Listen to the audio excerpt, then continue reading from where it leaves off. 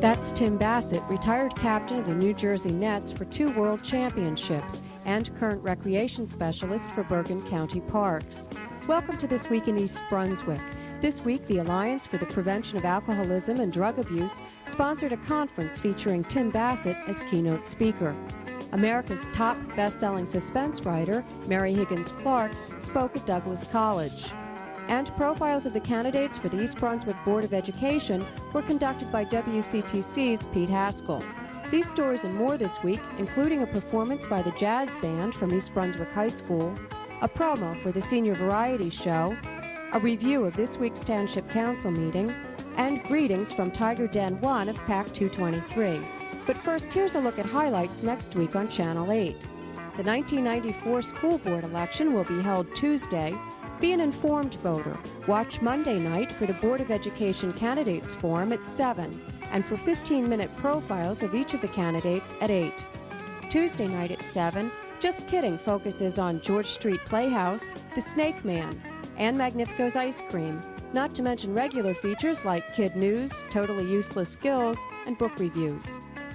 Overextended, find out about credit and consumer rights for collections on You and Your Money. That's at 7:30. At 8 o'clock, meet the king of baseball memorabilia, George Danton, in his East Brunswick home. That's with Judith Lebline on Exercise the Right Choice. Wednesday night's lineup includes Look Great, Feel Great at 7, Spotlight on Education at 7:30, and Teen TV at 8. This Week in East Brunswick returns next week at 7. Watch the Community Bulletin Board for additional programming information and announcements of local events.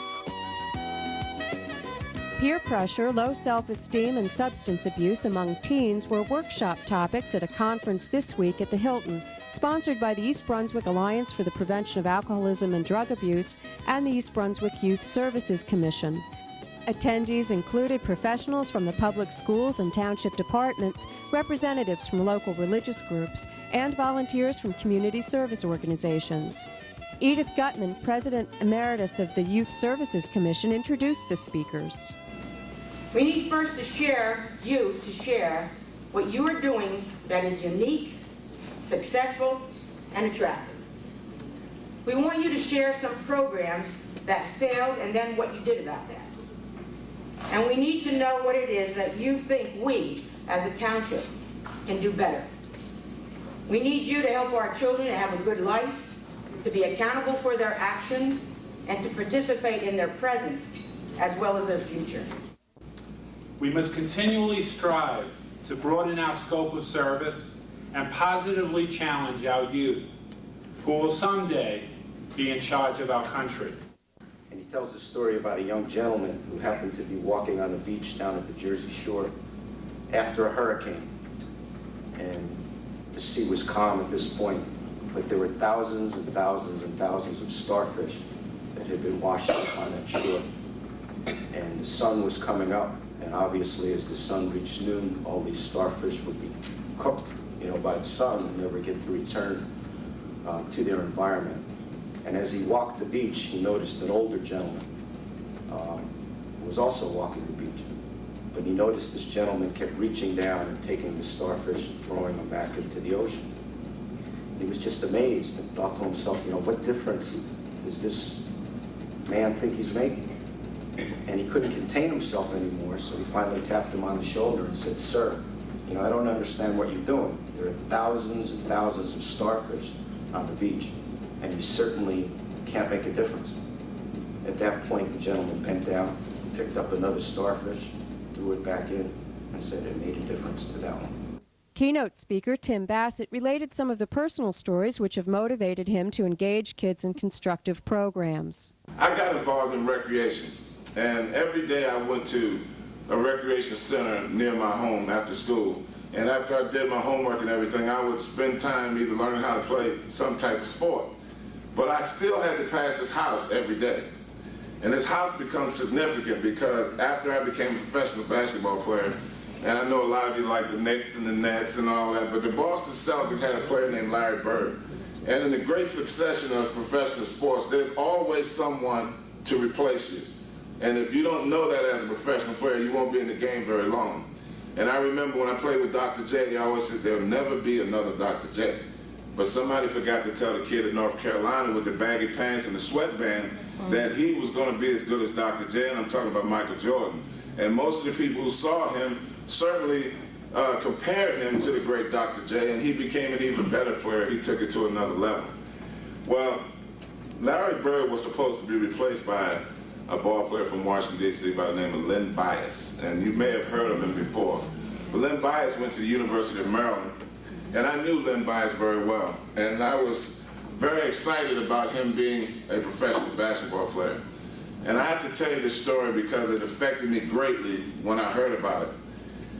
Len Bias was drafted #1 by the Celtics, and he was supposed to replace Larry Bird. And the day that he signed, Nike wrote him a check for $1 million to wear this stuff. Before he even signed his professional contract, he put that check in his suit jacket pocket, got on an airplane, went back to Washington, and went to that house. And he got an ounce of cocaine, and he went back to the dormitory, and he and his quote-unquote friends decided to have a party. Well, he ingested too much cocaine and began to have a seizure on the floor. And his quote-unquote friends were so busy trying to get the cocaine out of the room that they delayed calling the hospital so that he could get attention to save his life. And that to me is very scary. When the drugs become more important than saving someone's life, we got something out of whack here, and we need to reevaluate what we're teaching our kids in our society. On Tuesday, April 19th, you'll be asked to vote on the East Brunswick school budget and to elect 3 people to the Board of Education. This week, WCTC's Pete Haskell interviewed the candidates for Channel 8. Here's a minute from each profile. I think the biggest problem right now is to try to unify the community. I think that as a result of the Bible issue, as a result of the failure of the referendum, and some very, very unfortunate comments by certain people in the community, I think the town has become very much divided. I think there's a great deal of distrust. I don't think this board would be successful in passing anything as far as the community is concerned. I've been successful in the past in doing this. One of the most successful referendums in the community was one that I spearheaded with then Superintendent Dr. Leroy Swoyer, which was the purchase of the additional acreage at the high school and the improvement of 9 elementary schools. At that time, I was able to unify the entire board. We had 9-0 in support of the referendum, and it passed. And I think that kind of thing can be accomplished, though it's becoming more difficult for board members today. There's no doubt about it in my mind. I think we've got 4 major areas to be concerned about over the next few years. One is enrollment. There's been a lot of discussion about enrollments. Over the past 5 years, our elementary student enrollment has gone up 410 students. That's the equivalent of an elementary school right there by itself. Just this year alone, we've gone up over 100 students. The kids are coming into the district. We know that. Whether you look at Dr. Kopko's projections, whether you look at our architect's projections, or whether you look at other board member projections, everyone shows an increase in enrollment. We don't have the room for them right now. We need to plan for the future, and we need to do that in pretty short fashion to get to the point where we know what we're going to do, how we're going to handle the crunch. We've also got to be concerned about technology. We've got a terrific reputation in East Brunswick, a statewide national reputation. When it comes to technology, we are behind the times. It's an area where we've just fallen behind. We formed a technology steering committee this year on the board. We've got administration, principals, teachers from the high school, the elementary level, the middle school. We've got community members who work in the high-tech industry. I think a long-term goal has got to be how education is funded in the state of New Jersey. I think this is not a pie-in-the-sky issue. The state of Michigan recently voted to stop property taxes as the major issue for funding the schools. I think that New Jersey can do the same, and as a board member, I would be very, very aggressive in terms of lobbying our legislators to make that more of an issue. So a longer-term goal would be the funding of education. That's something that we all can have common ground. Whether you believe in voting for or against the budget, I'm sure that we all agree that property taxes is not the right way to fund schools. So that would be an issue longer term that I would like to be involved with. I think that technologically, with children being exposed to computers on a daily basis, with the media bombardment that kids get today that they did not get 20 and 30 years ago, it is essential that this district be state-of-the-art and progress much more quickly than it has been in the past. It's nice to see an initiative this year for computer technology. I think from a longer-term perspective, technology has to be a major issue. Well, I would like to see them complete the project that was in the budget for last year. That's the addition to the high school for the science classrooms. That was approved, and it went to the architect and for getting some numbers, the dollars that it's going to cost. And of course, something I didn't agree with, the architect was also the firm that made the pupil projections to say how many pupils we were going to have in addition to what we have now. And those pupil projections were, I think, more in favor of the architect, so he could build a bigger addition on than to for the benefit of the town. And while we did get an estimate or a bid for, the architect figured that was going to cost $1,300,000. So when they went out to bid, it turns out it's going to be $1,600,000. I am interested naturally in technology, but there's a certain value to technology. It has to be the right technology, placed in the right place, and used correctly. And I think if we do emphasize technology, we're certainly going to grow even better than East Brunswick has grown in the years I've known it. I'm also concerned with the expansion of the school system. I would like to know how many more homes are going to be built here in the near future, and what is going to be the influx of residents, right? And if we can determine even some of the age level so that we can place our emphasis and our money in the right places. I'm also concerned very much with the problems of education today, the problems of society. No one will argue with us that we have an increased student population with the increased enrollment. And that's something that has to be addressed, no matter whose projections you look at, whether they're the architect, whether they're the administration, or board members. We all agree that student population has gone up. And if you have students or children in the district, you will see that the classrooms are crowded. There's no need to go into functional capacity and explain it by square footage. Physically, you walk into the classroom and you say, gosh, there are computers here, there are work tables here. We have learning centers now. The teaching is different. It's cooperative learning, and the space required is different. And therefore, we have to address it. And in addressing that, we have to address our aging facilities. And that's a problem that we have. I think if you were to put a roof on your home, you would probably put an entire roof on your home. Well, in our school district, we put half roofs on because we can't afford to put them on completely. To see the profiles in their entirety, watch Channel 8 at 8:30 Thursday night, 1 o'clock Saturday afternoon, 11:30 Monday morning, or 8 o'clock Monday night. Monday night, the profiles will be preceded by the PTA President's Council's Candidates Forum at 7 o'clock. Hi, I'm Carly Anton and Adam Neary of Teen TV. No, I'm Carly Anton and this is Adam Neary, and we're both from Teen TV. And we're here to tell you about something really important. Do you want to talk? Yeah. Okay. On April 14th, 15th, and 16th, the senior class... We'll be putting on the Senior Variety Show. Now, that's not old people. That's the senior class of 1994. It'll be singing and dancing and music, and it'll be all happy stuff, but we need you there for money.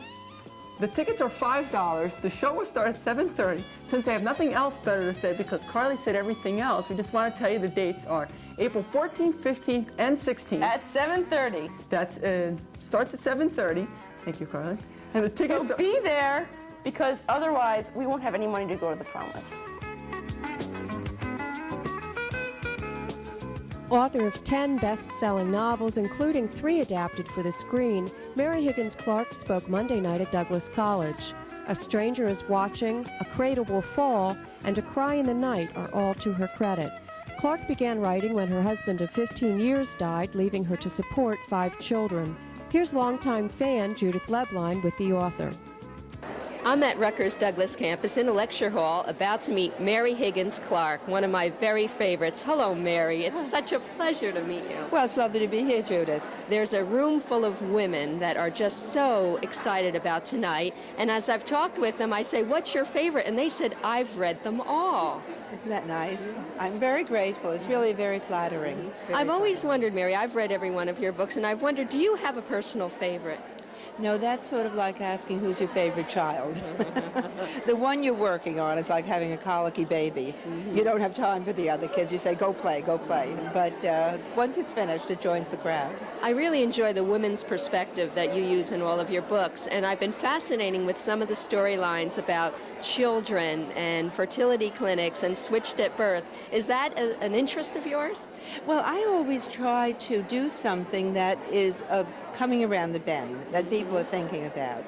And the in vitro fertilization is getting more and more successful, and there have been several examples of mistakes.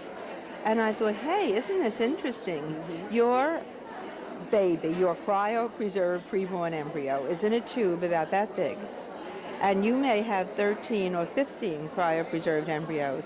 How do you know that 5 of them aren't missing and some other woman is giving birth to your baby?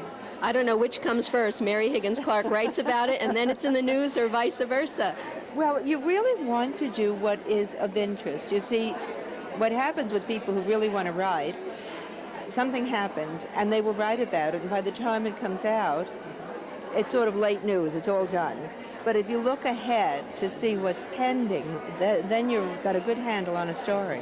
I enjoy reading about New Jersey locations. In all around the town, I loved reading all about Ridgewood and the Graydon Pool. And I think for women in New Jersey, that really strikes a chord. It makes you feel familiar to us. Well, I like the New Jersey setting. I've used it. I used it in The Cradle Will Fall as well. I've used it in 2 or 3 of the books.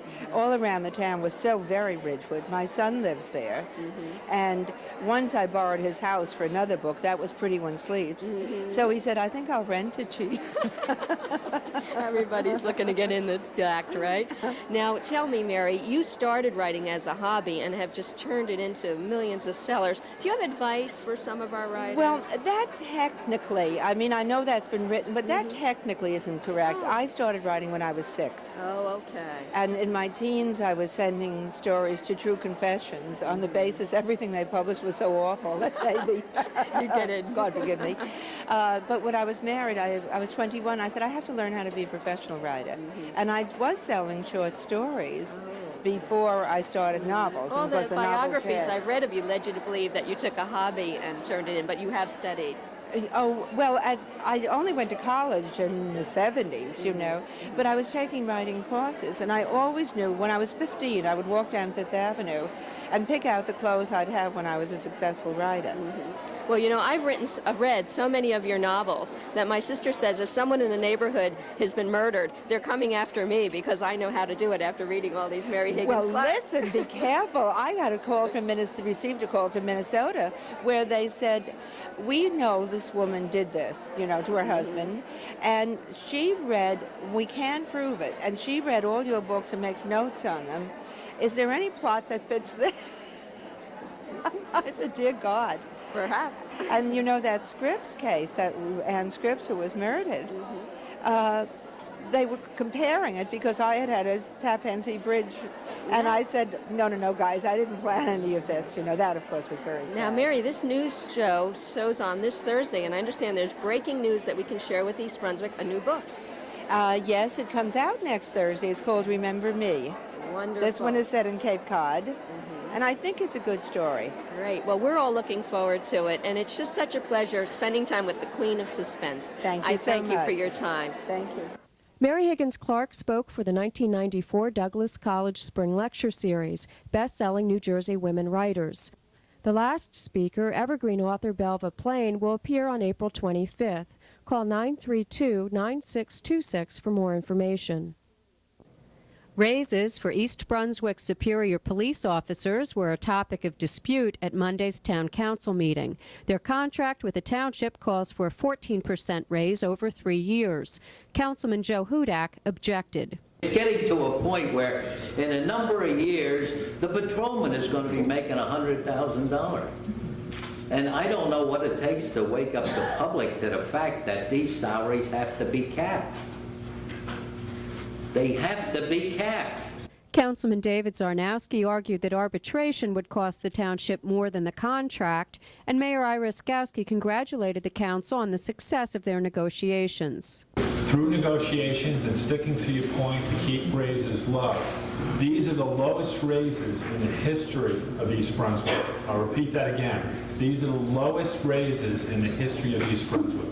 I've traveled throughout the state of New Jersey, and people are amazed that we were able to settle at this amount. So we could get, grandstand a little, and we could do whatever we want.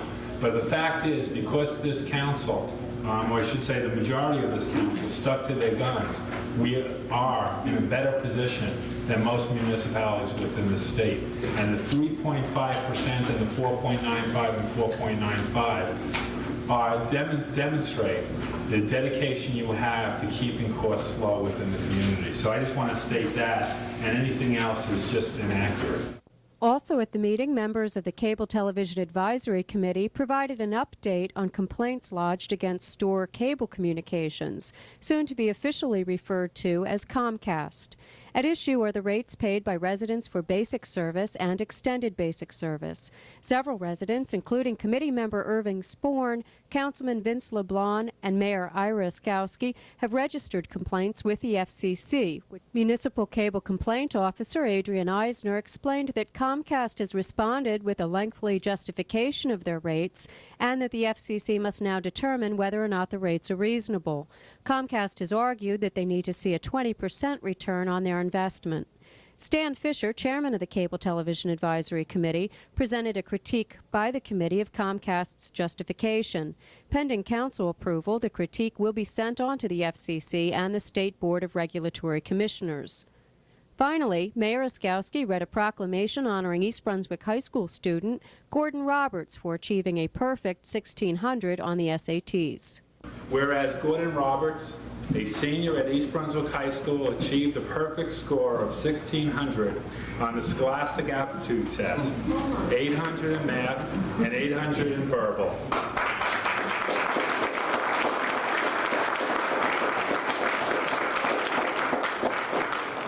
Whereas of the 1.8 million high school students who take the SAT annually for admission to college, only about a dozen score 1600. And whereas this scholastic achievement required diligent hard work and brings distinction upon Gordon's teachers, his family, and his own ability. And whereas this accomplishment is worthy of recognition by the community because Gordon has demonstrated the qualities of dedication, perseverance, and self-sacrifice, all of which suggests that he is now and will continue to be an outstanding member of the community. Now therefore be proclaimed that I, Ira Skowski, Mayor of the Township of East Brunswick, do extend my hearty congratulations to Gordon Roberts and wish him much success in all his future endeavors. Congratulations.